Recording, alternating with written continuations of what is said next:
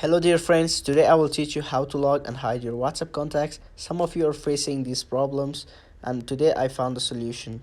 So let's start the video.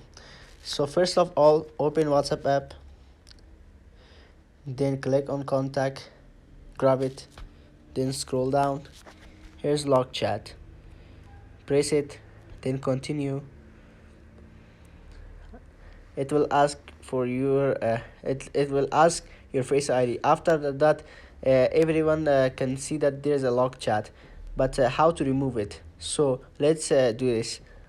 Click on log chat, then go to settings, then hide log chats. Press that, create secret code.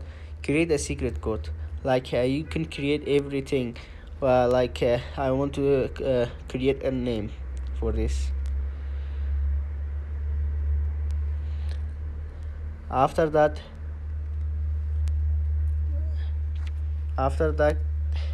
there is no mark of log chats. Then how to find this? So for finding this, go to search, then search here Ajmal. Then search here the secret code. Then Ajmal comes here.